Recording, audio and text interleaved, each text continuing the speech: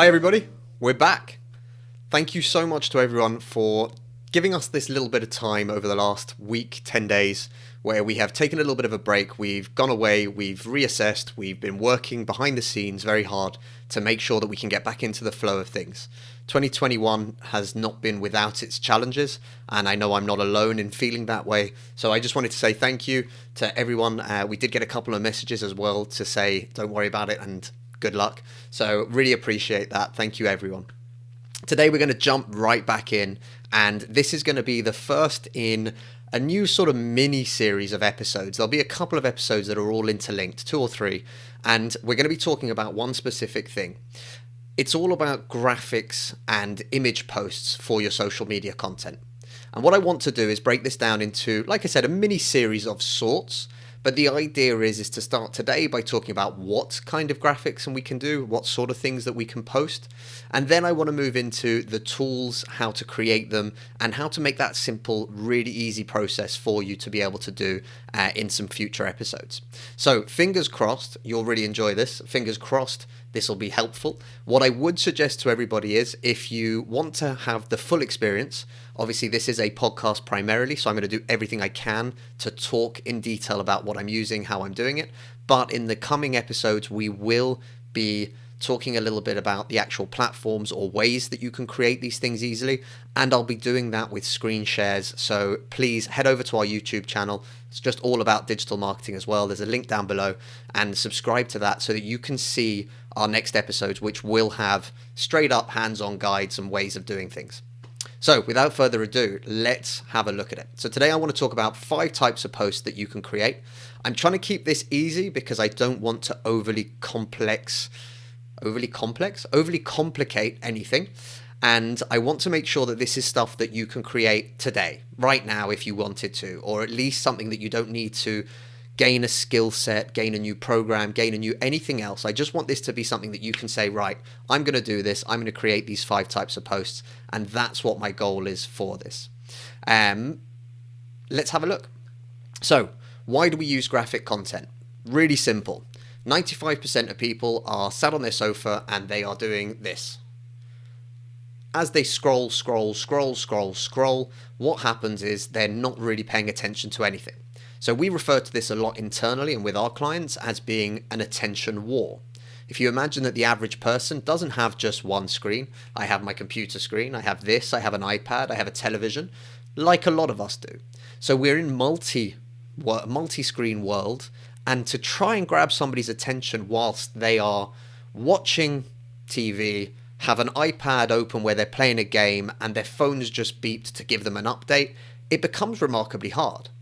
So when we have text updates that are long, arduous, or that just, are really going to only appeal to a very small selection of people, we can break that flow and break into that content with imagery that is a bit more striking, that's a bit more visual, and that helps people kind of go, oh, wow, okay, cool, I want to look at that. And they'll stop scrolling, even if it's just for that microsecond. Even better if we can get them to scroll back up to see what it was that they just saw and caught their eye. That's a win. And we can do that a lot, and we can do that easily with imagery and graphic posts. But most people sit there and will say things to me like, for example, I can't use Photoshop, or I don't know how to design. That's fine. To start with, what we're trying to do is find ways to represent something that you already have or something that's easy to represent as a graphical post. And I think that's the key for this. We're not trying to reinvent the wheel. I'm not saying that you have to go away and design a A3 infographic with thousands of moving parts or anything else. We're trying to keep this simple. So if you're just going to use text, how can we make that look better? If we're just going to use a picture, how can we make sure that we're using the right picture?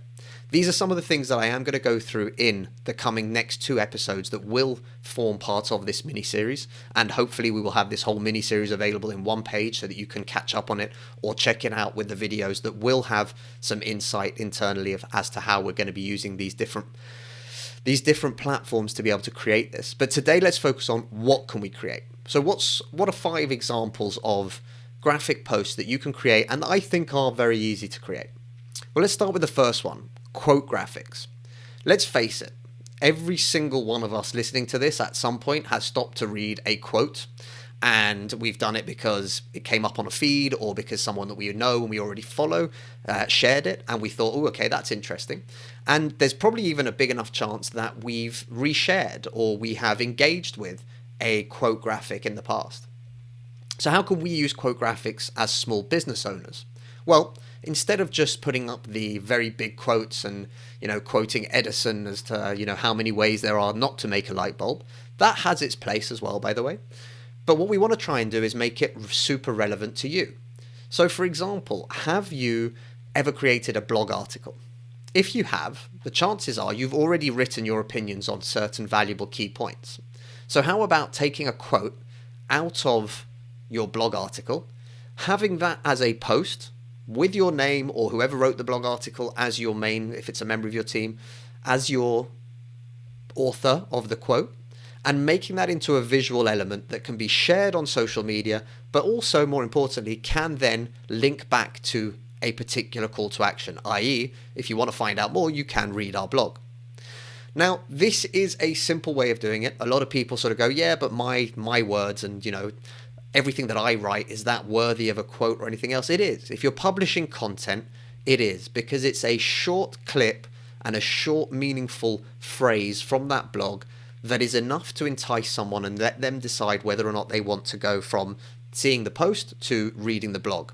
That's all we're trying to do here. We're trying to find new ways to catch people's attention and get them to do the thing that we want, i.e. we want more readers to our blog. So that's one way, and I think these are really powerful, really easy to make, because you've already done the hard work. Coming up with the bulk of the content, you can then create something fairly simple, and I'm not going to go into too much detail on how to create it, but you can create that fairly simply using your brand color schemes, throw in a logo, get the text together.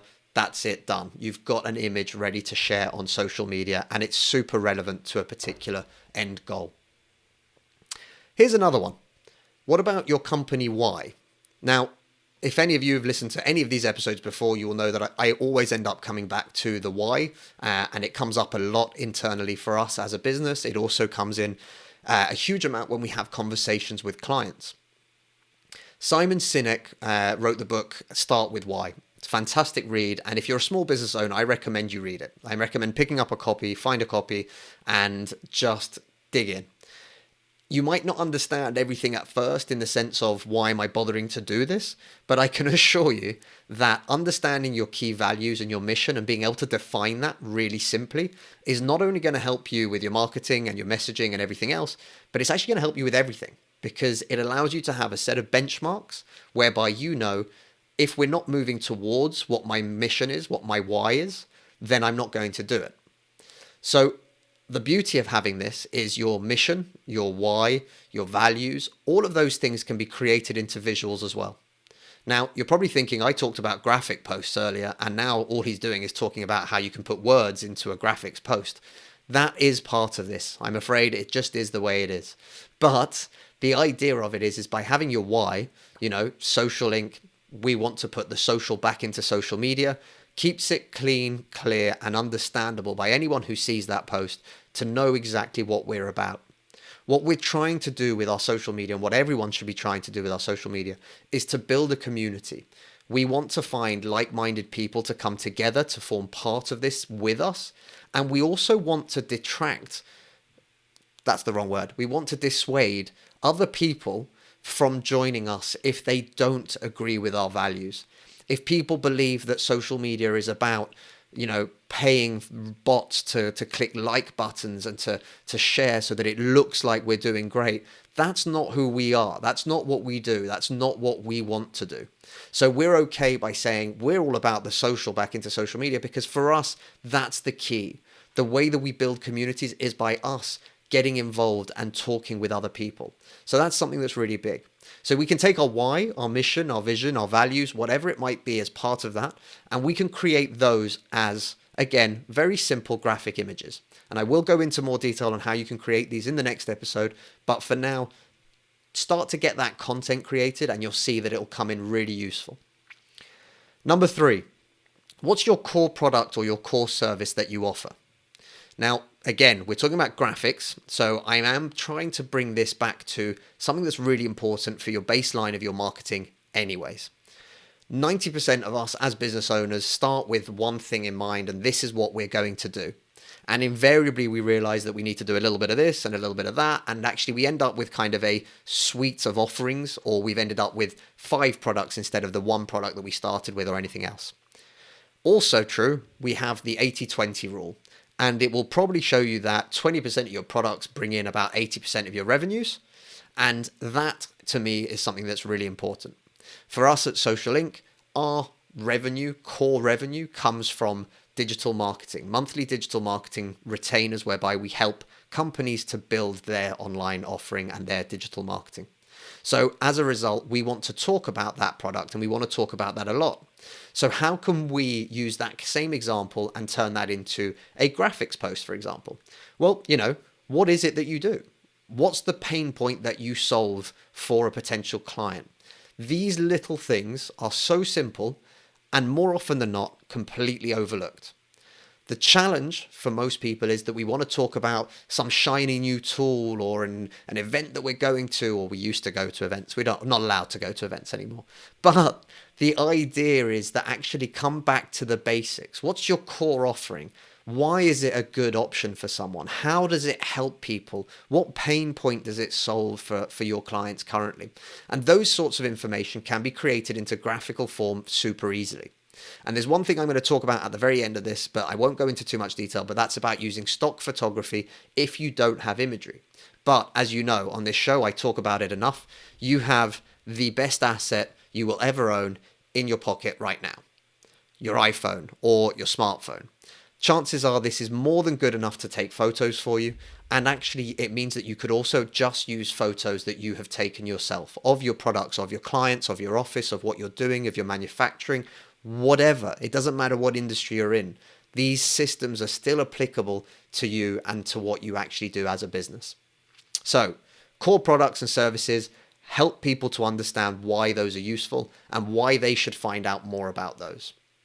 Number 4. Social proof. This is a big one. Everyone knows that we should be asking our clients for reviews, for testimonials. Now, whether that's on Facebook, on Google, on Trustpilot, there's too many options. It doesn't matter. I don't care. Even if you get it as a LinkedIn recommendation, that to me counts. Anyone who has taken the time and effort to give you a review or a testimonial means that they care enough to actually give you their feedback. What we do with that feedback, 90% of the time, is leave it. We let it sit there and we just forget about it and we don't really do anything with it.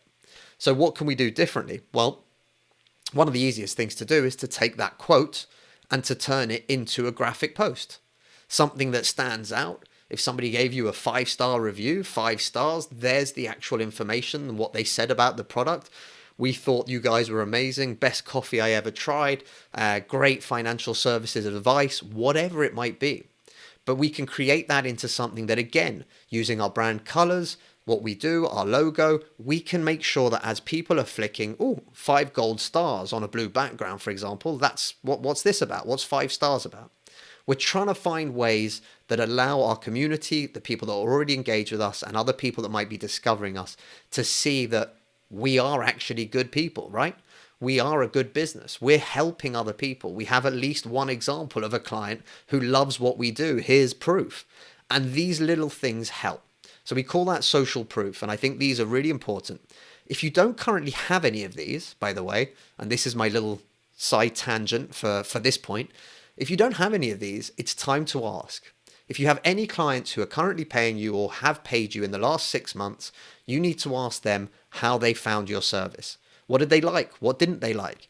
And again, make it as simple and as easy a conversation as you can have. Don't take anything they say personally. Everyone is entitled to their own view. But you're going to learn a lot by talking to your clients and saying what's working, what's not. What do you like? What don't you? Because by the way, if they bought from you because they liked X, now you know one of the ways to help you sell to the next person that you meet. You'll find that a lot of the problems that you solve for your clients, your existing clients, will be problems that you could solve for other people as well. So it's a great learning experience. It can be turned into a great marketing tool by using these social proofs and testimonials as posts. And I think it's a great way to help you just mix things up and share a little bit that's not from your voice personally, but actually it's from a third party.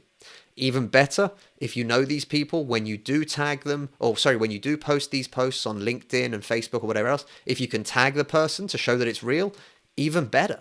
That's a fantastic way for other people to realize that this isn't just a fake testimonial or a fake review. This is actually a human being from a company that you've been working with or that you have actually worked with in the past. So those are really simple steps. Number 5, upcoming news, releases, updates. What are you working on? Now, again, how do we put this into a graphical post? Well, super simple. Again, we're going to bring out our trusty Swiss Army knife of the digital world, our mobile phone, and we're going to start planning these things out. So the chances are, if you're working on a new update for your business, a new product for your business, a new service that you're going to be offering, or a new updated version of that service, the chances are you're doing some sort of planning. You'll be creating new presentations, or you'll be videoing new content for a course, or whatever it might be. It might just be your desk space is cluttered with loads of imagery of what you're trying to sort out. That's fine. But that allows us, again, grab our phone, take a snap of something specific to that new product, to that update, to what's coming next, and to be able to share a little bit of that. It's a little bit behind the scenes, but it's also about this is what's coming next. So what are we trying to do by that? Well, we're trying to do something that catches people's attention. Wow, this is interesting. There's a big presentation up, or there's a lot of paperwork. What's going on in this photo?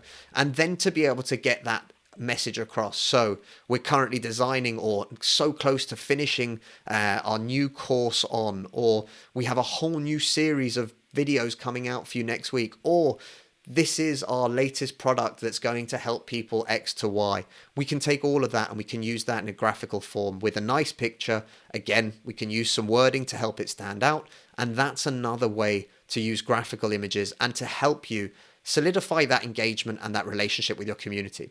People kind of like the whole, what happens behind the scenes? What are you working on now? People like to be in the loop. They like to be the first to be able to tell somebody else that, oh yeah, John's doing a new course. That's great. So all of these things I think are really, really important. Now, as I said, the idea of this episode is to start off this mini series. And the idea of the mini series is to help you get some ideas together. That's what we've looked after today. Some types of posts and what you can do.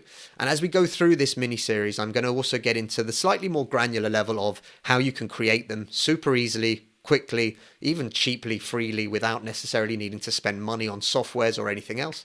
But I want to keep going on this subject. So it'd be really important to me, or I'd really appreciate it, if you could let me know what you think of this, if you can help me with any questions you might have or anything like that, so that as these episodes come out, I can address these points and I can make sure that we bring as much value as possible in this little new mini series. Again, thank you to everyone for the messages or anything else over the course of the last 10 days, 2 weeks, where we've taken this little break. It's been fantastic for us to be able to refocus, re-energize, and to come back, hopefully bigger, better, stronger, as they say.